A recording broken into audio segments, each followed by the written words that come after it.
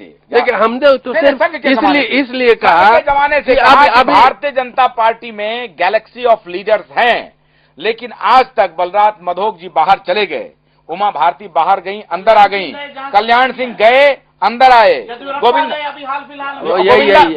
गोविंदाचारी गए तो गए, लेकिन बीजेपी नहीं टूटी। भारतीय जनता पार्टी नहीं टूटी। फिर मैं भी याद दिला दूं, अभी पिछले ही महीना कर्नाटका में बीजेपी टूटी है। ये सब संभावनाओं पे बात न करिए, कुछ भी संभावित है भारतीय राजनीति पटल पे। ऐसा मेरा का सर्वे आ गया, वैसे कर्नाटक का कुछ सर्वे आ रहा है, आने दीजिए, बहुत जगह टूटती है। हाँ। ये देखिए, राजनीति अब कोई आइडियल नहीं है हिंदुस्तान तो में। बीजेपी टूटेगी कहाँ? बिहार में? आप उस तरफ इशारा कर रहे थे।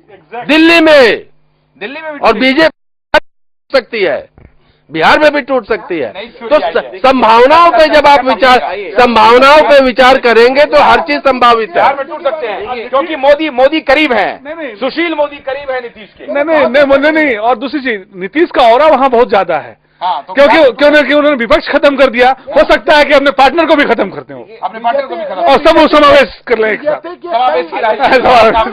बीजेपी के कई एमएलए छोड़कर जनता दल यू ज्वाइन किए। तो ऐसा है, राष्ट्रीय कार्यकारिणी अभी एक मिनट इसलिए हो रही है कि प्रधानमंत्री का उम्मीदवार नहीं घोषित करवाना है, इसलिए होनी है कि बीजेपी को तुड़वाना है। पहले अभी कुछ लोग कह रहे थे कि अजीत सिंह और चरण सिंह के बारे में कह रहे थे कि वो एक पश्चिमी उत्तर प्रदेश से सीमित हैं। जनाब बोलिए, कहाँ से बोल रहे हैं जनाब?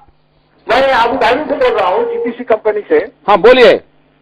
जबकि जिस टाइम में अयोध्या और बाबरी मस्जिद के कांड में जब बीजेपी सेंट्रल में नहीं आ सकती अकेले में, तो अभी नरेंद्र मोदी नहीं आ सकते हैं। हम बिहार के हैं जी, और नीतीश कुमार को कोई हरा नहीं सकता है। नीतीश कुमार रियली वहाँ चीफ मिनिस्टर है और रहेंगे। शुक्रिया, बहुत बहुत शुक्रिया, बहुत बहुत शुक्रिया। तो देखिए, जब जनता दल से अजीत अलग हुए थे तो जनता दल अजीत उन्होंने बनाया था, उस समय उनके साथ 40 सांसद थे, और उसमें से जी नहीं, अरे जब उन्होंने जनता दल अजीत बनाया था, जी नहीं, अरे आप क्या बात कर रहे हैं, अरे 40 सांसद थे। टीएन शेषन उस समय चुनाव आयुक्त होते थे, वो नेशनल पार्टी के रजिस्ट्रेशन लेवल के पास गए, 40 सांसद उनके साथ थे उस समय, और उसमें काफी अधिक संख्या में सांसद बिहार से थे। तो अजीत सिंह या चरण सिंह का जो बेस था वो के पहले सीमित नहीं ना, आज हो सकता है। तो ये फैक्चुअली बात गलत थी। क्या बीजेपी टूट जाएगी? चरण सिंह किसानों के नेता थे। कार्यकारिणी के बाद साहब कह रहे हैं कि बीजेपी भी टूट सकती है।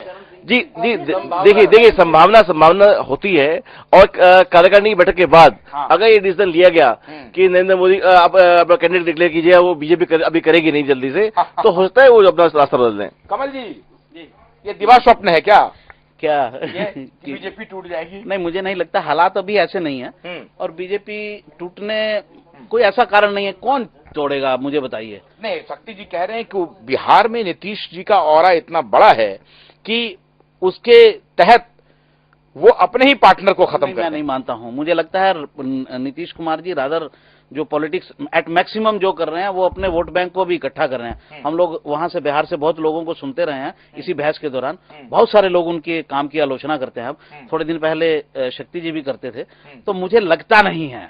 देखिए, ये बात तो सही है पॉलिटिक्स में। बदले तो नहीं है आप? शक्ति जी ने खुद कहा, उन्होंने 4 एमएलए को मैं जानता हूँ